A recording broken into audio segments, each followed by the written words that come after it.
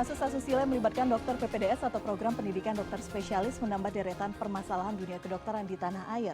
Potret kelam ini membuktikan sistem yang berjalan saat ini gagal melahirkan pelayanan medis yang aman dan nyaman bagi masyarakat. Apa kemudian yang harus dilakukan untuk membenahi sistem yang ada? Kita akan bahas bersama dengan sejumlah narasumber. Yang pertama sudah hadir bersama kami Humas Pengurus Besar Ikatan Dokter Indonesia, Dr. Maki Zamzami. Selamat malam. Selamat malam. Saya menyebutnya Mas saja ya, karena Boleh. ini dokter sama dokter baik. Dan juga sudah hadir bersama kami mantan dokter PPDS, Dr. Marcelius Patria. Mas Marcel, selamat malam. Terima kasih sudah hadir bersama kami. Dan juga sudah hadir psikolog klinis Liza Marieli Japri. Dan selamat malam juga untuk Mbak Liza, terima kasih bergabung bersama kami. Kami juga nanti akan menunggu begitu ya sambungan Zoom dengan perwakilan dari Kementerian Kesehatan. Kita harapkan bisa bergabung dalam diskusi malam hari ini. Saya ke Mas Maki terlebih dahulu dari PBID melihat sederetan kasus yang sepekan dua pekan ini muncul dan marak. Ini tamparan keras bagi profesi kedokteran. Bagaimana PBID melihat ini? Ya, PBID sangat mengecam sekali segala bentuk kekerasan seksual, terutama dalam hal ini dalam profesi ataupun dalam ranah pendidikan kedokteran, di mana memang hal itu adalah hal yang memang seharusnya tidak terjadi dan harus dicegah gitu. Namun untuk kita bisa mengkoreksi atau mencari sistem bagaimana yang terbaik agar tidak terjadi lagi ke depan dan juga yang ada saat ini juga bisa tertangani terutama untuk korban-korban ataupun juga kasus-kasus yang mungkin nanti bisa dilanjutkan atau dicari atau muncul semakin muncul ya, semakin ada laporannya itu harus segera ditangani. Baik. Awalnya kita disibukkan dengan waktu itu permasalahannya bullying yang dialami oleh dokter PPDS. Dengan relasi kuasa dokter PPDS yang kemudian menjadi korban. Ini posisinya sekarang terbalik. Tapi sebenarnya informasi, kabar seputar adanya dugaan pelecehan atau perilaku menyimpang ini sebenarnya di antara kalangan dokter itu pernah dibicarakan tidak? Pernah ditemukan tidak? Ya, sebetulnya kasus ini mungkin sudah ada dan memang ada di beberapa lokasi atau apa ya, yang mungkin tidak saat ini saya juga kurang begitu mengetahui terkait dengan laporan atau jumlahnya ya. Semenjak ada semakin banyak sistem atau mekanisme pelaporan dan juga media yang sangat mudah, dan untuk ini juga pasien-pasien ataupun mungkin juga di teman-teman di lingkungan pendidikan ya atau PPDS juga sudah mulai banyak media-media untuk bisa speak up ya. Jadi saya rasa ini akan muncul dan ini justru momen untuk bisa membenahi baik itu dari saat ini kan terjadi di rumah sakit atau di sistem pendidikan, di mana kita ketahui bahwa sistem pendidikan PPDS ini yang ada saat ini yang reguler yang lama itu adalah di bawah Kementerian Tinggi ya, Kementerian Tinggi yang saat ini Kemenristek Saintek itu, dan juga saat ini juga Kemenkes juga membuat pendidikan baru hospital base ya. Jadi dua kementerian ini harus benar-benar segera untuk bisa mungkin revitalisasi lah agar tidak terjadi. PBID sebagai organisasi profesi ini siap untuk berkolaborasi untuk bisa membantu, karena pada saat ini kewajiban kami adalah meningkatkan atau membantu anggota kami untuk menaikkan kompetensi. Jika PBID diperlukan untuk pengawasan, kita akan siap, apalagi saat ini mungkin dengan beban yang besar ya, power yang besar yang dipegang oleh dua kementerian yang menangani sistem pendidikan dan profesi, ya saya rasa itu akan susah untuk bisa tertangani secara cepat jika tidak ada bantuan pengawasan terutama dari organisasi ID PBID saat ini. Oke, ini adalah satu kasus yang memang berbeda dengan kasus bullying waktu itu, tapi karena korban berani speak up sehingga kemudian ini muncul ke permukaan dan kita menunggu proses hukumnya, begitu ya Mas Maki. Berbicara mengenai speak up, saya sekarang ke Mas Marcel sekarang karena merupakan mantan dokter PPDS yang sudah berani speak up, berbicara mengenai bagaimana tekanan luar biasa saat menjalani proses waktu itu ya, dan kemudian akhirnya meninggalkan profesi ini PPDS setelah berapa semester Mas Marcel? 4 semester. 4 semester. Mungkin bisa speak up karena kemarin ketika konferensi pers Menteri Kesehatan sendiri menyatakan luar biasa tekanan yang dihadapi, tapi kita ingin mendapatkan gambaran dari seseorang yang pernah menjalani itu Mas Marcel. Sebagai gambaran ya, mungkin agak ekstrim ya mungkin. Kalau misalnya kita bandingkan tekanan yang ada di umum gitu ya terhadap yang ada di PPDS itu jauh sekali. Pagi-pagi gitu ya kita bangun sekitar jam 4 itu mungkin kita sudah ada makian ya dari senior-senior kita di WhatsApp gitu ya. Dari kata-kata verbal yang nggak enak lah kayak apalah Ini di binatang-binatang. sekitar tahun berapa waktu itu masih aktif menjalani? 2019, 2020, Oke. 2021 sekitar Baik. segitu. Kemudian habis itu visit gitu ya kita kalau yang paling ekstrim saya pernah ditendang ya waktu visit itu tendang Oleh senior? oleh senior gitu ya. Kemudian saya juga pernah status itu catatan isi pasien itu dilempar ke saya gitu ya. Ya kekerasan fisik seperti itu gitu ya. Kemudian ya berlanjut gitu ya klinik seperti biasa gitu ya. Mungkin ada abuse juga di sekitar situ, intimidasi dan sebagainya masih tetap berlangsung. Jadi kalau bisa membayangkan ketakutan itu belum puncak ya. Puncaknya nanti pada saat itu saya nanti setelah semua selesai kita itu ada yang namanya parade. Nah parade itu adalah di mana residen atau peserta PPDS itu dikumpulkan dalam satu ruangan. Sebenarnya dulu itu merupakan transfer ilmu. Tapi dalam konteks saya waktu itu adalah bentuk penghakiman. Jadi di sana kita evaluasi kesalahan-kesalahan residen junior, kemudian kita hukum satu-satu gitu ya. Hukumannya banyak ya, sit up, push up, dilempar botol, dilempar stick PS gitu ya, dipukul, digebukin. Saya pernah itu digebukin jadi salah satu chief resident waktu itu. Chief itu artinya yang paling tinggi ya. Itu menyuruh semua residen senior ya di level 5, semester 5 ke atas untuk memukul saya satu-satu gitu ya. Itu berjumlah berapa orang? Berjumlah satu semester itu kalau nggak salah 4-an gitu ya. 4 kali 5, 6, 7, 8, 9, 10. Ya seperti itu ya. Jadi bisa dihitung Itu dengan sendiri. alasan karena dinilai telah melakukan kesalahan? Iya, dinilai telah melakukan kesalahan. Menurut saya gitu ya, apapun kesalahannya gitu ya. eh, Hukuman pukulan gitu ya. Apalagi ya kalau misalnya saya selamat sekarang hidup gitu ya. Kalau misalnya waktu itu saya mati gitu karena apa namanya saya dipukul sebanyak itu kan suatu pertanyaan juga kan kenapa dibiarkan seperti itu gitu. Mas Jadi Marcel spesialis ortopedi waktu itu ya? ortopedi Oke. ya, di salah satu universitas besar di Yogyakarta. Baik, ketika parade itu dilakukan, itu di dalam suatu ruangan yang memang jauh misalnya dari jangkauan Oh atau tidak, itu di tempat aula besar prodi. Ya, jadi parade itu sukanya ada di ruang prodi. Jadi ruang prodi itu ada ruang presentasi kita, ruang ilmiah gitu ya. Di situ dilakukannya. Gitu. Oke. Tidak sempat saat itu misalnya menyuarakan, melaporkan. Waktu itu saya cenderung waktu itu kan semua kanal itu kan nggak ada ya. Sekarang kan ada kanal Kemenkes buat perundungan gitu ya. Jadi kan lebih terbuka ya. Tapi kalau waktu zaman saya tuh nggak ada sama sekali. Saya nggak tahu mau harus melapor ke siapa. Juga apa yang terjadi waktu itu adalah ada senior saya melaporkan ke konsulen gitu ya. Kemudian akhirnya kita disidang gitu ya. Pada akhirnya gitu ya, seniornya dihukum, saya juga dihukum. Gitu ya. Jadi Bentuk hukumannya saat itu? bentuk hukumannya saya dikasih SP1 gitu ya. 2 morbid berat sama morbid ringan ya. Jadi seakan-akan saya sebentar lagi akan di DO gitu. Karena itu kan hukumannya kan cukup tinggi ya. Semester 1 udah kena SP1 nih, udah kena morbid berat ya, udah kena morbid ringan 1. Jadi sebentar lagi saya seakan-akan saya disuruh keluar. Oke. Pada saat itu juga. Pada saat peristiwa itu terjadi, konsulen atau dokter, kita pakai bahasa yang Iya, dimengerti dokter publik ya, spesialis. dokter spesialis, mentornya begitu, posisinya mengetahui tapi abai atau seperti apa? Kalau dalam penglihatan saya sebenarnya mereka mengetahui karena gitu ya kejadian pemukulan itu nggak hanya sekali, bahkan yang di semester sebelumnya orang yang sama juga melakukan hal yang sama. Jadi abai ya kalau menurut saya, dibiarkan begitu saja. Karena kan yang namanya pemukulan kan udah tindakan kriminal ya. Kenapa nggak di DO sejak dulu?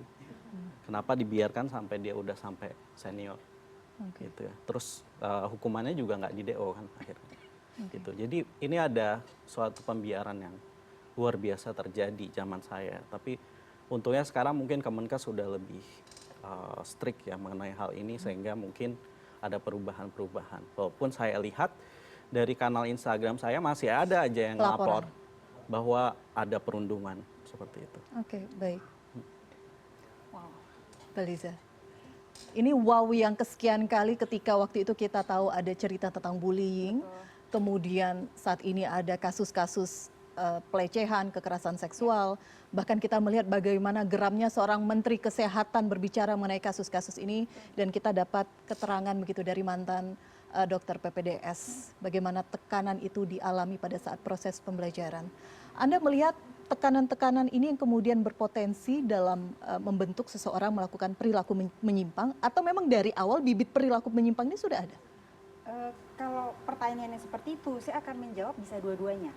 Gitu. Jadi memang ada kasus-kasus di mana secara psikologis dia sudah punya bibit tersebut yang kemudian jadi subur karena mendapatkan reinforcement, gitu, penguatan yang sehingga akhirnya keluar tuh perilaku-perilaku asusila seperti itu, gitu ya. Atau tadinya tidak ada, tapi karena kemudian ditekan terus-menerus seperti yang terjadi seperti itu, atau bisa yang lainnya lagi, gitu ya, yang mengakibatkan mekanisme defensifnya dia jadi keluar dalam bentuk perilaku yang asusila. Tapi gini ya, kalau kita berbicara perilaku asusila itu kan sebenarnya masuk pada ranah perilaku abnormal yang meresahkan. Gitu ya. Dan itu banyak tuh, tidak hanya perilaku asusila, bisa saja perilaku kecenderungan korupsi misalnya, perilaku agresif, perilaku menyakiti orang lain, itu bisa masuk perilaku yang meresahkan, abnormal yang meresahkan, gitu ya. Nah, kenapa sampai seseorang melakukan perilaku abnormal yang meresahkan, itu faktornya banyak sekali. Faktornya itu bisa karena gangguan fungsi kognisinya dia. Jadi saya hanya berbicara secara intelektual dia pintar atau tidak pintar ya. Tapi bisa dari apakah dia punya nalar logis yang baik untuk tahu mana yang benar, mana yang salah, mana yang tepat, mana yang tidak tepat gitu. Kemudian faktor yang lainnya apakah ada kekurangan kompetensi dia dalam berinteraksi sosial. Jadi kalau secara spesifik perilaku asusila, apakah dia nggak bisa relate dengan lawan jenis dengan baik sehingga kemudian harus mencari cara-cara seperti itu untuk mendapatkan pengakuan sebagai lelaki gitu. Kemudian mungkin ada kekurangan dalam komunikasinya dia. Mungkin dia kayak tadi frustasi, stres, cemas, takut menghadapi senior tapi nggak bisa. Itu kemudian akhirnya keluar dalam bentuk perilaku yang kurang tepat seperti itu. Yang saya mau tekankan adalah tidak ada orang sehat mental yang melakukan ketidakbaikan pada orang lain. Gitu. Jadi kalau tadi cerita dari Mas Maki, mungkin karena ada stres turun-temurun, ini kan sebenarnya sama kurang lebih mirip seperti ospek. Jadi karena dia dapat itu dulu juniornya, dapat itu dari seniornya, ketika dia punya junior dia teruskan. Karena kan ada marah yang dulu aku digini nih, makanya aku juga akan seperti ini gitu. Kemudian tidak ada kanal-kanal untuk menyalurkan apa yang terjadi. Setiap bentuk pengeluaran, penyampaian, dan kemudian juga diceritakan apa yang terjadi antara kemudian korbannya bahkan juga kena hukuman atau bahkan benar-benar ditutup sama sekali tuh kanal tersebut sehingga akhirnya marah keluarnya kemana, ke juniornya, yang mengakibatkan kan sebenarnya dia tidak sehat mental. Dia ada kemarahan, ada frustasi, ada kecemasan yang nggak tahu mau kemana. Belum lagi tekanan menjadi dokter tentunya tidak mudah ya. Bertanggung jawab pada nyawa orang lain, bertanggung jawab pada keluarganya juga mungkin, bertanggung jawab pada dirinya, bertanggung jawab pada lingkungan. Jadi akhirnya keluarnya pada perilaku-perilaku yang meresahkan tersebut. Karena kenapa? Karena dia tidak sehat mental. Orang-orang yang tidak sehat mental, pasti hanya orang-orang yang tidak sehat mental yang mampu melakukan ini. Nggak ada orang yang sehat mental yang akan menyakiti orang lain, itu sudah jelas. Nah kalau gitu pertanyaan saya adalah, kalau khusus pada kasus ini, kondisi ini, gimana caranya kita sebagai satu lingkungan bersama, tidak hanya komunitas kedokteran ya, tapi juga Kemenkes, dari rumahnya, bagaimana nih yang punya anak lelaki mulai mengajarkan bahwa wanita itu tidak hanya sekedar objek loh, bagaimana menghormati wanita, bagaimana wanita juga bisa berdiri tegak, speak up ketika ada hal-hal yang terjadi seperti ini. Nah ini yang harus dilakukan bersama, PR kita bareng. Oke, dan itu harus dimulai dari sekarang, kita tidak bisa menunggu. Betul. Regulasi dan lain sudah disiapkan, action yang kita tunggu. Ya. Yang menjadi sorotan juga adalah mengenai jam kerja. Ya. Yang kemudian kemarin diperbincangkan 80 jam kerja per minggu, ini masih menuai pro dan kontra meskipun secara undang-undang juga sudah memperbolehkan itu. Kita akan bahas itu usai jeda, tetap bersama kami di Prime News.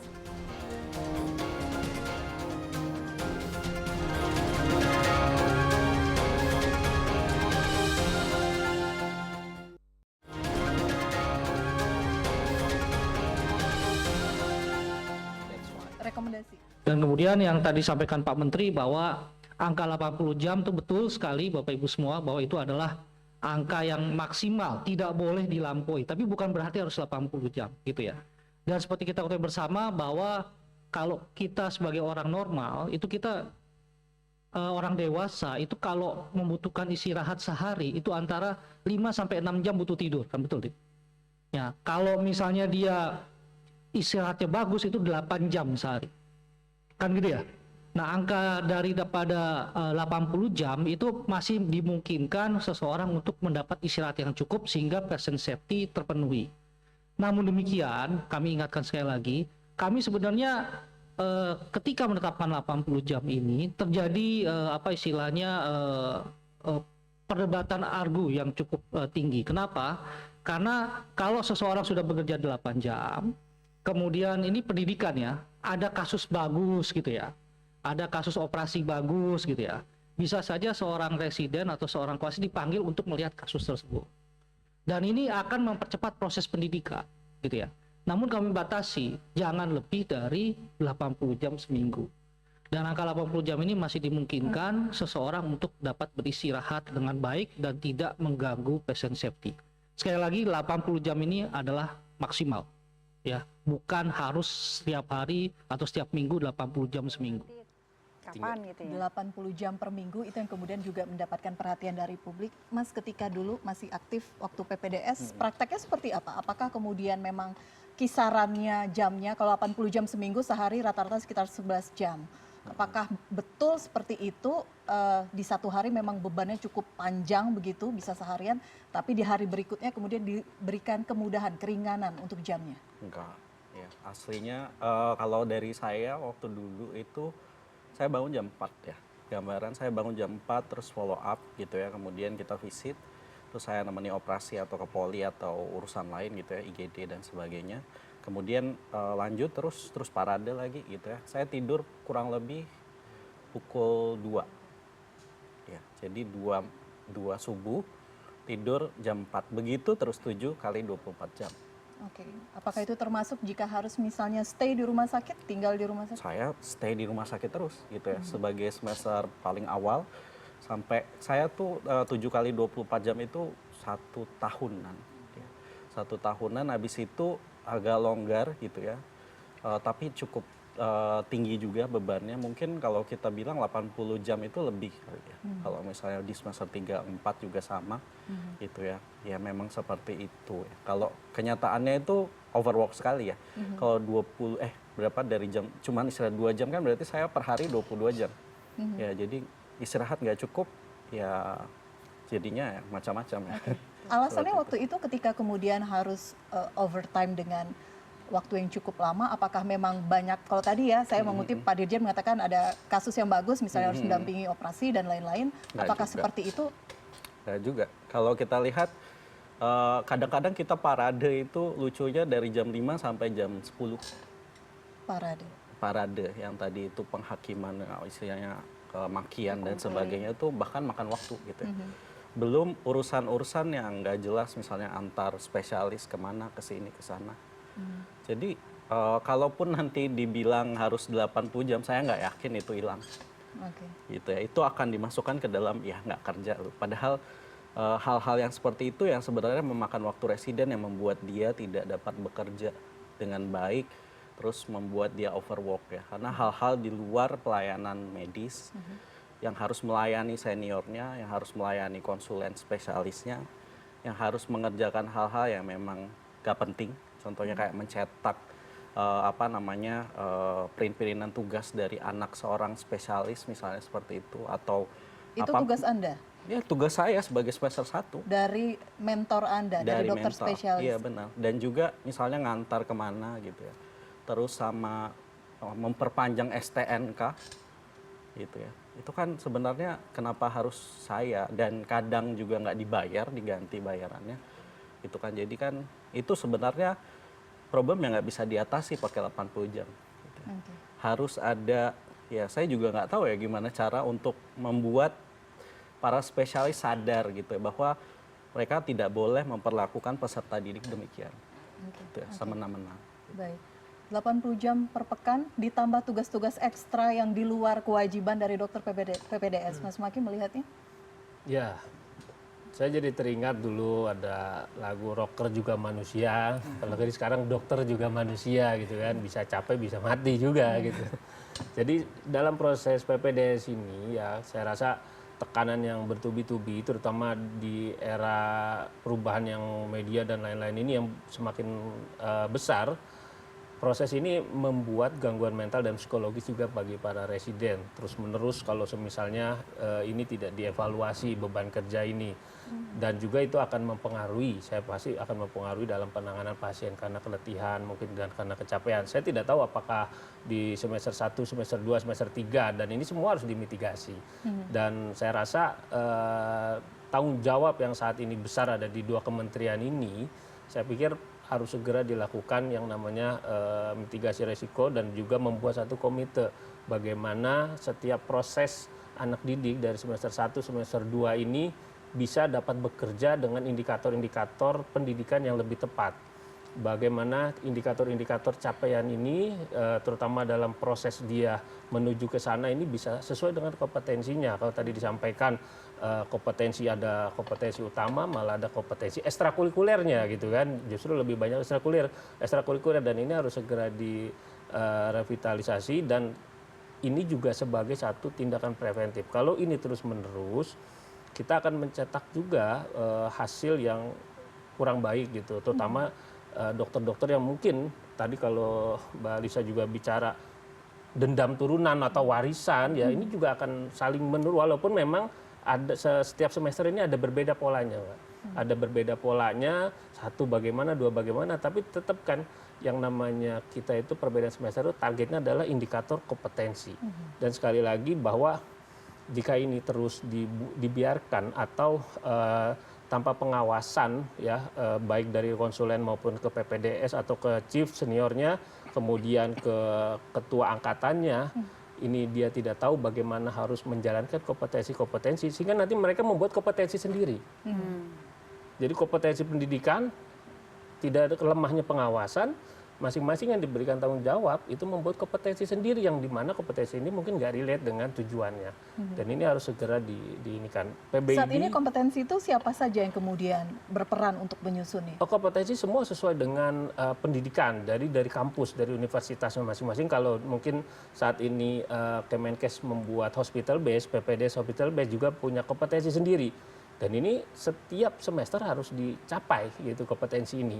Hanya saja yaitu lagi tadi ketika pengawasannya lemah maka kan muncul kompetensi di luar kompetensi yang utamanya. Artinya mungkin sistem yang masih lemah akan membuat sistem yang lemah yang baru yang tidak inline dengan jalur sistemnya. Jika saya tanya menurut Mas Maki ini sistemnya yang lemah atau pengawasan yang lemah atau memang dua-duanya sehingga saat ini memang kondisinya bisa dikatakan cukup darurat. Ya, sistem yang baik itu kan sistem yang bisa berjalan dan terawasi sesuai dengan on the track-nya, dengan target dan tujuan yang dicapai. Jadi kalau misalnya tadi ditanyakan sistemnya atau apa, ketika sistem atau pengawasannya, saya pikir pengawasan itu ada bagian dari sistem.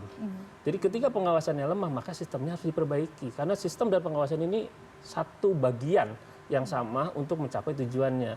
Jadi kalau misalnya saat ini dari resident chief dia mengajari semester yang di bawahnya sementara konsulennya dengan keterbatasan SDM atau keterbatasan waktu atau keterbatasan pasien dan jumlah PPDS yang banyak ya ini juga perlu diperbaiki agar tetap bisa menjadi sinergis bagaimana senior konsulen yang itu bisa juga mengajari yang semester 1, semester 2 sehingga ini tetap inline dalam satu sistem komando yang baik. Oke, baik. Kita berbicara mengenai sistem juga karena ada usulan kemudian permintaan dari Menteri Kesehatan ada rencana tes psikologis pada saat rekrutmen. Ketika zamannya Mas Marcel itu upaya itu ada dilakukan, ada bentuk tes psikologis. Ada, karena tes kita di awal masuk itu pasti ada tes psikologis dan diwawancarai sama psikiatri. Tapi jadi ini bukan sesuatu yang baru jika kemudian Menteri Kesehatan menyebutkan ada yang baru tersebut. itu adalah regularisasinya gitu. Karena kan kalau nggak salah setiap 6 bulan ya. Jadi itu yang baru sih. Tapi menurut saya sih kalau misalnya di tes pun kita juga kalau misalnya dalam lingkungan yang sama ya ya akan menyimpang juga ya akhirnya ya Bu ya gitu. Jadi tes itu tidak menjamin bahwa penyimpangan ini bisa dihindarkan, tapi mungkin deteksi awal kali ya seperti itu. Oke, deteksi awal itu efektif tidak sih, Mbak Liza? Kalau berbicara asesmen psikologis, itu kan salah satu cara untuk memetakan kepribadian seseorang, cara dia berpikir, berperilaku, beremosi itu seperti apa ya. Dan itu banyak banget caranya. Apakah kemudian bisa mendeteksi apakah kedepannya akan bisa melakukan perilaku-perilaku yang abnormal? Iya, bisa saja gitu. Tapi kan kalau kita berbicara manusia, ini satu makhluk hidup yang dinamis loh. Jadi nggak bisa kalau kayak seperti kita cek lab gitu ya, hari ini kolesterol, bisa 6 bulan kemudian mungkin kolesterolnya sudah berkurang atau makin tinggi. Jadi asesmen psikologis pun demikian. Saya sepakat dengan Mas Marcel tadi gitu ya. Kalau sekarang memang hasilnya, katakan untuk yang seleksi PPDS dulu gitu ya, oh ternyata ada kecenderungan nih seperti ini gitu kan ya. Nah ini mau bagaimana? Karena ada salah satu misalnya katakan asesmen psikologis yang namanya MMPI, Minnesota Multifaceted Personality Inventory. Itu tidak hanya mengukur kepribadian, tapi juga mendeteksi psikopatologi seseorang. Itu tuh ada tuh.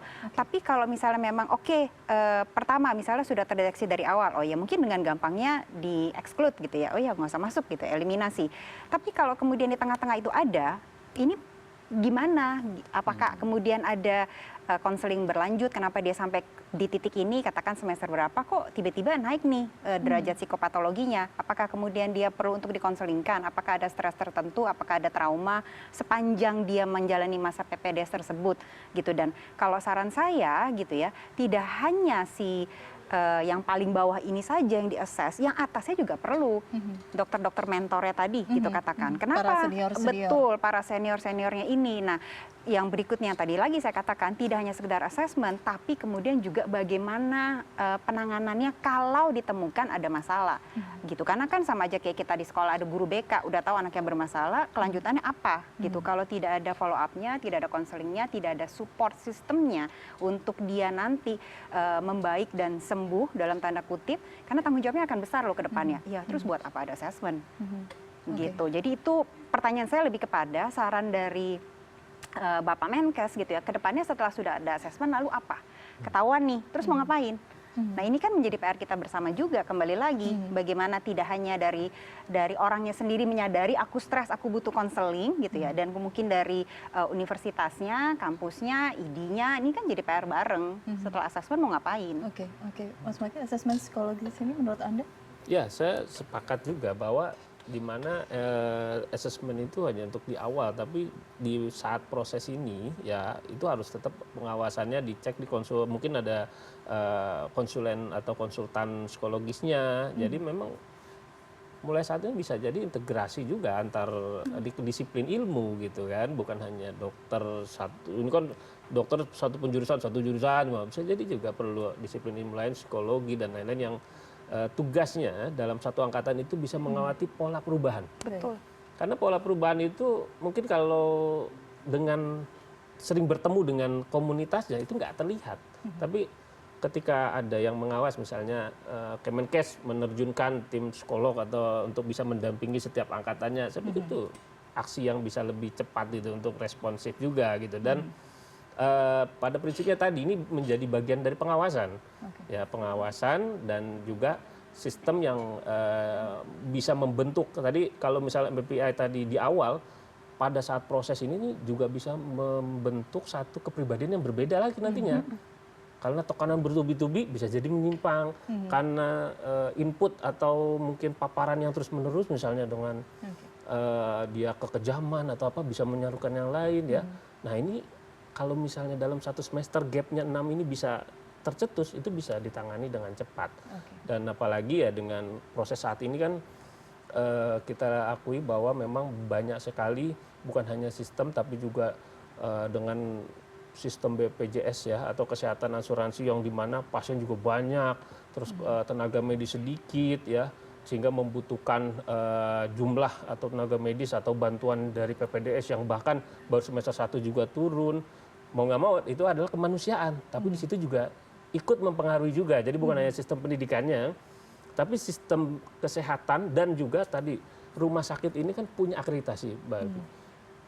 hanya saja perlu ada akreditasi yang masukkan indikator atau indikatornya ini peserta didik.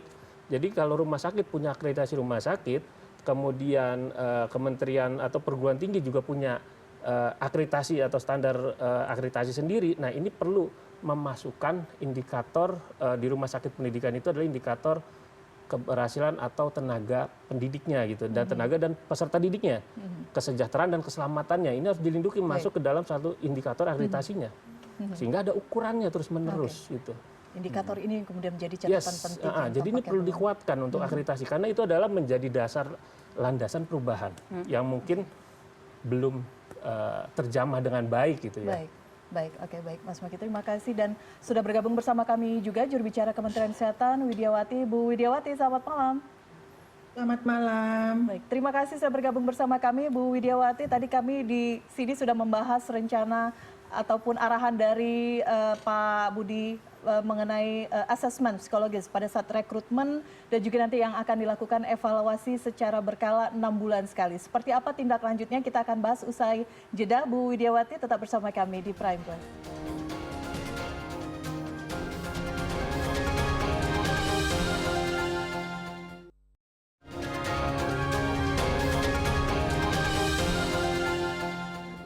Cimaja Despair. Baik, terima kasih Anda masih bersama kami. Kita sapa kembali juru bicara Kementerian Kesehatan Ibu Widiawati. Bu Wid, kita tadi berbicara mengenai tes psikologis Bu dan rencana evaluasi dilakukan secara 6 bulan begitu. Ini seperti apa nanti akan dilakukan dan tindak lanjutnya seperti apa? Saya baru bergabung. Sebenarnya kalau tes psikologinya sendiri kan kalau diimplementasinya nanti bahwa dalam perjanjian kerjasama antara perguruan tinggi dan rumah sakit pendidikan memang sudah jadi tanggung jawab bersama bahwa PPDS itu wajib melaksanakan proses konseling kejiwaan yang rutin. Tadi sudah diterangkan oleh Bapak dan Ibu sekalian dan ini memang transparansi yang rekrutmen indikator keterbukaan bahwa nanti ada kerjasama juga antara Kemenkes dengan Kemendikti-Saintek dalam proses rekrutmen. Tentunya dengan melakukan tes psikologi ini sendiri dan juga kita ketahui bahwa sebetulnya karena adanya kejadian ini maka penanganan ini memang dilakukan secara simultan dan sistemik dari hulu ke hilir. Jadi perlunya seleksi yang berkaitan dengan dokter ini dengan psikologi, kemudian pendidikan dokternya dan kemudian juga nanti tidak mengurangi bahwa harus adanya pengawasan dilakukan oleh masing-masing atasan di rumah sakit.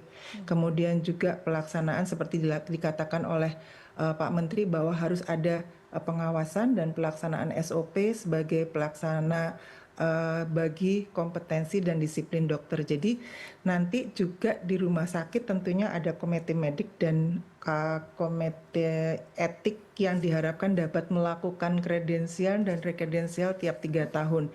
Jadi kalau ada pelanggaran terhadap disiplin maka akan segera dilakukan.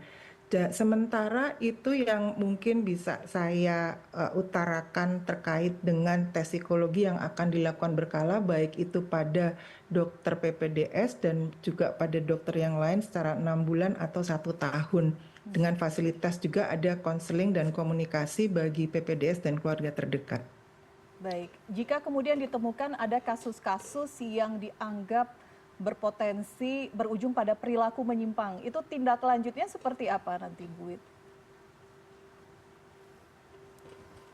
Ya, jadi ada pendampingan Mbak, ada pendampingan dari Kemenkes terhadap calon korbannya. Tapi untuk tindakan-tindakan yang berhubungan dengan dokternya sendiri, maka bekerja sama Kemenkes meminta rekomendasi atau berkolaborasi dengan KKI untuk menindaklanjuti dari oknum tersebut. Jadi langkah-langkah evaluasi yang dilakukan oleh Kemenkes itu antara lain adalah perbaikan sistematis tentunya dari program pendidikan dokter spesialisnya sendiri, kemudian adanya pembinaan dan pengawasan dari SDM-nya sendiri, kemudian yang penting juga perbaikan tata kelola rumah sakit khususnya tentunya rumah sakit Kemenkes, misalnya tadi melakukan screening kejiwaan setiap 6 bulan kemudian juga monitoring bagi PPDS di rumah sakit, perbaikan standarnya dengan SOP-nya,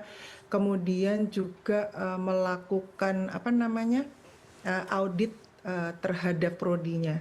Nah, itu yang evaluasi-evaluasi yang mungkin kalau dijabarkan akan lebih banyak lagi yang Kemenkes lakukan karena adanya kasus oleh oknum. Jadi jangan sampai sih sebenarnya satu oknum ini maka akan meruntuhkan yang lain, yang dokter-dokter yang bekerjanya sudah sangat bagus dan sesuai dengan profesionalitas mereka gitu. Baik, kita sepakat untuk itu. Jangan kemudian hanya oknum tertentu kemudian meruntuhkan dokter-dokter baik, dokter-dokter luar biasa berjasa, begitu kita tahu, kita memahami itu. Tapi kemudian sekarang pertanyaan juga adalah kepercayaan publik yang bisa dikatakan cukup terkejut dengan beberapa kasus yang muncul dalam beberapa pekan ini. Bu Wiwit tadi sempat ada usulan juga begitu dari Mbak Liza di sini. Ketika berbicara mengenai tes psikologis, apakah memang sebaiknya dilakukan hanya untuk dokter PPDS saja atau para senior juga harus dilakukan? Saya mengingat kemarin ketika ada petikan wawancara dari ataupun press conference dari Menteri Kesehatan yang menyebutkan bahwa para mentor ini juga dipertanyakan ketika di lokasi tidak ada dan ternyata beban dokter PPDS itu begitu berat. Apakah kita bisa memutar pernyataan dari Menteri Kesehatan yang disampaikan pada hari Senin lalu berikut ini? Kan anestesia. Jadi begitu kita hentikan PPDS anestesi untuk hadir di rumah sakit Kemenkes, ketahuan ternyata bahwa banyak dokter anestesi yang tidak bekerja di rumah sakit. Saya mulai mengamati bahwa ternyata yang melakukan pekerjaan anestesi di rumah sakit, di ruang bedah, adalah PPDS-nya. Dan ini bukan hanya buruk untuk pendidikan, ini sangat buruk untuk patient safety. Dan ini kejadian ini terjadi. Ya, jadi saya serius akan memperbaiki cara kerja dokter-dokter anestesi, bahwa di seluruh dunia demi pasien safety, sejak pasien masuk ruang operasi, sampai keluar, itu dokter anestesia harus selalu ada di situ. Ya, karena kalau terjadi apa-apa, pasiennya bisa celaka. Ataupun Anda berada di ruangan mendengarkan pernyataan juga dari Menteri Kesehatan saat itu, Bu Wiwit. Kita berbicara mengenai nyawa, tapi yang ditemukan di lapangan faktanya demikian. Apakah kemudian asesmen psikologis ini perlu juga dilakukan oleh para dokter senior? Pada PPDS, kemudian juga pada dokter senior. Kan tadi seperti saya utarakan bahwa itu berlaku untuk semuanya berkala 6 bulan atau 1 tahun. Jadi memang tadi kan Bapak katakan, Pak Menteri mengatakan bahwa ternyata konsulennya enggak berjalan efektif. Kemudian makanya langkah-langkah yang saya mungkin akan bercerita sedikit, langkah yang terkait dengan konsulen itu untuk menjamin pendampingan itu adalah kita juga perlu evaluasi kinerja konsulen secara secara terstruktur. Jadi evaluasi berkala juga, kemudian yang oleh fakultas, kemudian oleh rumah sakit pendidikan, kemudian juga dikatakan pada saat kemarin preskon juga ada penerapan logbook dan supervisi digital juga. Lalu juga ada pelatihan dan sertifikasi, kemudian ada sanksi bagi konsulen yang tidak berkomitmen dan hukuman disiplin yang tegas. Lalu sekali lagi tentunya ada sistem pelaporan dan pengawasan. Jadi banyak sekali yang mungkin akan kita koordinasikan, kita lakukan bersama-sama dengan lebih ketat lagi supaya tidak terjadi tadi itu adanya pelecehan atau ada tindakan-tindakan yang tidak baik. Dan jangan sampai tadi satu oknum meruntuhkan beberapa dokter lain yang sudah bekerja dengan baik. Dan juga kemudian kita tentunya mendorong budaya bekerja pelayanan prima dengan baik. Dan yang satu lagi yang penting adalah adanya saluran pelaporan langsung ke rumah sakit atau ke Kemenkes kalau ada ketidaksesuaian dari si peran konsulen. Perlindungan terhadap pelapor itu dijamin untuk mencegah intimidasi dan juga adanya tekanan balik. Mungkin itu, Mbak. Oke, baik. Mbak Wit, saya ke Mas Maki terlebih dahulu. Kita berbicara mengenai para seniornya dulu nih, para konsulen ini. Ya. Menurut Anda seperti apa? Ya, memang kita akui bahwa memang mungkin bukan hanya pendidikan di PPDS ya, mungkin di beberapa dunia pendidikan juga sistem hierarki senioritas ini sangat kaku dan mungkin egois ya. Dan ini adalah di beberapa sistem pendidikan. Tapi bukan berarti kita tidak bisa benahi. Itu sangat-sangat bisa kita benahi. Apalagi sebetulnya akan sangat mudah membenahi sistem di mana di PPDS atau sistem pendidikan kedokteran di mana kita itu kan organisasi profesi yang berjalan berdasarkan sumpah dan hati nurani gitu kan. Bahkan lebih banyak berkorbannya daripada mendapatkan nilai profitnya, terutama pada saat sistem pendidikan. Dan itu sudah berjalan ya, mungkin pengalamannya kan ya lebih banyak. Susahnya walaupun nggak menerima uang tetap berjalan gitu kan. Nah, proses sistem senior ini saya rasa ini perlu sama-sama dibenahi oleh pemangku kebijakan. Kalau menurut saya sih sebetulnya sangat pesimis kalau Kemenkes hanya sendirian saja. Apa yang tadi sudah Pak Menkes sampaikan dengan sistem ini akan sangat pesimis untuk bisa dilakukan pembenahan. Ini perlu juga speak up dari Kementerian Dikti dan Kemenkes, kolaborasi berdua nih speak up-nya. Sehingga apa menurut saya, karena memang terjadi di rumah sakit, tapi sistem pendidikannya kan dua kementerian yang berbeda.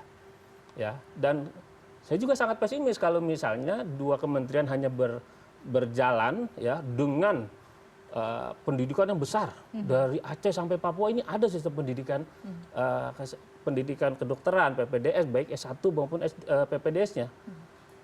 ID di sini kita siap membantu. Dalam hal ini bukan kami memang anggota organisasi profesi, tapi jangan remehkan bahwa ID ini mempunyai SDM yang sangat bagus dan sangat berpengalaman. Kami semenjak tahun 1950 didirikan, itu tujuannya adalah untuk membantu pemerintah, untuk membantu ketahanan kesehatan. Jadi libatkan organisasi profesi dan juga ini membuat komite bersama. Saat ini pelibatannya belum maksimal? Belum.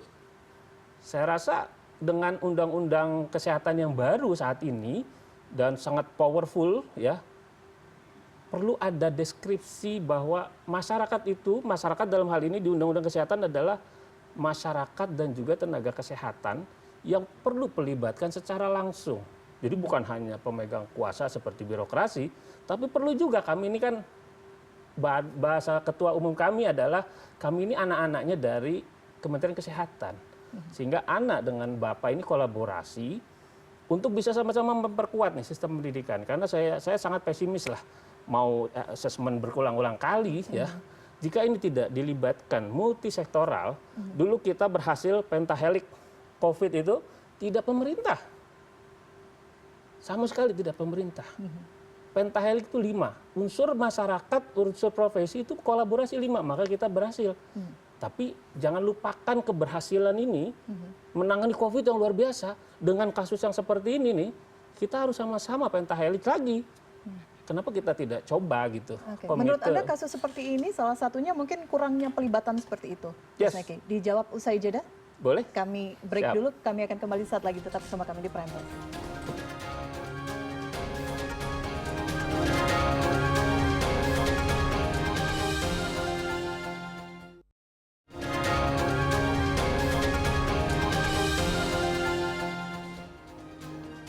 Lanjutkan perbincangan malam hari ini, Mas Maki. Tadi saya sempat bertanya mengenai absennya begitu ya, pelibatan dari organisasi profesi sehingga kemudian ini menjadi salah satu celah munculnya kasus seperti ini.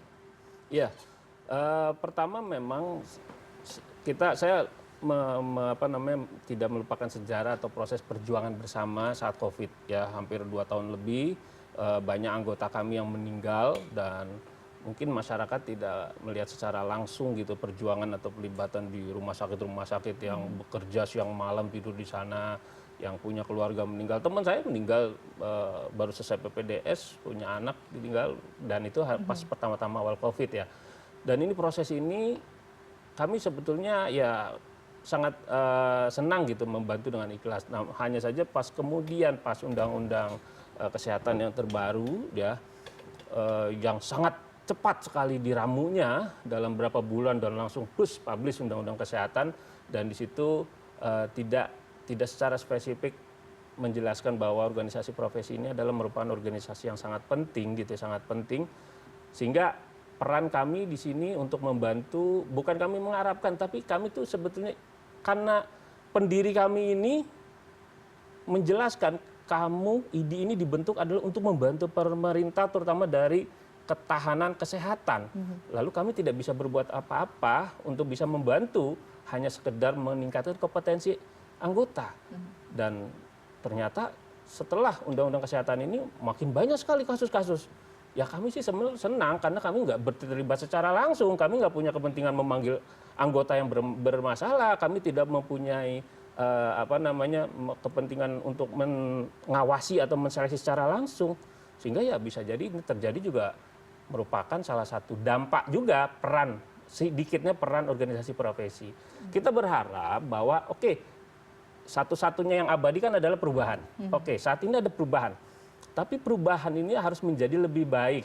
Jadi peran organisasi profesi ini perlu dideskripsikan secara detail. Undang-undang sudah ada, perlu ada tindak lanjutnya mungkin dari Pak Menkes sebagai bapak kami ini mendetailkan nih peran IDI. Kita punya anggota dan cabang di seluruh Indonesia. Kita bisa kolaborasi dengan Dinas Kesehatan dan Kementerian Kesehatan untuk bisa membantu. Dalam proses PPDS ini ada 3, kan ada rumah sakitnya sendiri. Kita punya banyak anggota yang ada di anggota-anggota organisasi seperti rumah sakit dan lain-lain. Anggota kami semua. Kita juga punya akses atau terlibat di seluruh organisasi profesi lainnya, punya perhimpunan dan lain-lain. Dan ini kolaborasi ini sangat penting untuk bisa membantu Kemenkes dalam memitigasi resiko dan menangani bahasanya MLB lah kalau kita bicara nih. Ya kasus yang bertebaran di mana-mana ini saat ini. Bu Wiwit, PBID ingin dilibatkan lagi tuh, gimana komentarnya? Iya, monggo, kan tadi sebaiknya memang Bapak juga mengatakan bahwa ada kolaborasi besar yang kita lakukan. Jadi Kemenkes, kemudian Kemendikti, Saintek, kemudian organisasi profesi, kemudian komite dan segala macam termasuk juga IDI. Mari kita bersama-sama gitu loh. Kita mulai berbenah, kita mulai bergabung menjadi satu untuk meningkatkan profesionalisme dokter dan juga pengawasan serta SOP menjadi semakin baik. Jadi seperti yang dikatakan Mas Maki, ayo jadi jangan baik, itu sudah dikatakan sama Bapak bahwa kita akan kolaps gitu. Jadi kita tunggu undangannya ya Bu Wiwit ya? Iya. Baik, kita tunggu undangannya, kita tunggu actionnya, karena itu ditunggu sekarang oleh masyarakat, ditunggu oleh publik. Saya ke Mbak Liza, kita berbicara mengenai semrawut sistem yang saat ini dalam waktu dekat akan dibenahi. Tadi sudah disampaikan oleh Bu Wiwit begitu ya, segera akan dilakukan pembenahan. Tapi juga ada budaya-budaya yang sudah mungkin belasan puluhan tahun di ruang lingkup dunia kesehatan ini, khususnya di PPDS, yang tidak bisa kita abaikan begitu saja. Harus ada yang dilakukan. Apa yang bisa dilakukan? Saya sih berespon dengan sangat baik ya, dan sangat appreciate langkah seperti tadi Kemenkes membuka kanal langsung pelaporan gitu ya. Jadi memang kalau ditanya apa yang harus dilakukan, ya budaya berani speak up gitu, harus berani ngomong. Kalau salah ya salah, benar ya benar. Kita tuh terkondisi, seringkali ada yang namanya kalau psikologi itu cognitive dissonance. Jadi proses berpikirnya itu korslet, apa yang salah jadi benar, yang benar jadi salah. Gitu doang, kamunya aja cemen. Dinormalisasi semua hal kesalahan penyimpangan gitu. itu. Nah, kita tuh harus mulai merubah budaya tersebut. Kita harus paham salah ya salah, benar ya benar. Dan kalau misalnya memang belum bisa speak up langsung pada institusinya, Kemenkes sekarang sudah membuka kanal tersebut gitu kan, jalur tersebut iya dipakai gitu, dan itu salah satunya gitu. Yang kedua, kita sesama katakan PPDS atau bahkan dokter senior tersebut, mentornya harus bisa melihat kalau ada sesama rekan mentornya yang mungkin melakukan perilaku yang tidak baik yang menyebabkan stres pada juniornya gitu, atau sesama juniornya kalau juga melihat ada kayaknya ini juga nggak bener nih, ini harus ada yang mulai berani speak up, berani bicara, itu adalah salah satu bentuk cara kita yang pertama untuk berani untuk merubah kultur tersebut. Gimana caranya merubah budaya ketika tidak ada yang berani ngomong? Dan kalau sudah berani ngomong, berarti kemudian aksi ke depannya apa? Nah, ini yang menjadi runtutan yang harus dilakukan. Dan ini juga penting. untuk korban, Dan ini speak untuk up. juga korban, apalagi untuk korban gitu. Jadi, dan ketika korban melapor, harusnya ada rangkulan. Bukan kemudian, dokternya lagi periksa doang, lagi kamu kan kita harus meneliti apa yang terjadi gitu. Harus ditampung, harus diteliti, harus kemudian ada follow up-nya seperti apa. Ini jadi penting. Jadi budaya itu bisa berubah ketika kita sama-sama mau melakukan perubahan. Seperti tadi Mas Maki juga sudah sampaikan gitu. Ini kerjasama bareng, ini PR kita bareng. Dan yang harus berubah itu tidak hanya institusinya, tapi masyarakat di luar institusi tersebut, termasuk pendukung pemerintahnya juga. Intinya kan adalah institusi yang tidak sehat menghasilkan individu-individu yang tidak sehat. Nah, ini kan berarti PR kita bersama, kembali lagi diingatkan itu bareng-bareng ya Mas Maki. Oke, baik. Mas Marcel, bagaimana Anda melihat agar budaya ini, apa yang Anda rasakan dulu, tidak kembali berulang? Kita ingin memastikan bahwa layanan medis yang didapatkan oleh masyarakat adalah aman dan nyaman. Betul. Menurut saya kalau misalnya masalah pelaporan gitu ya, itu udah berjalan baik ya menurut saya dulu.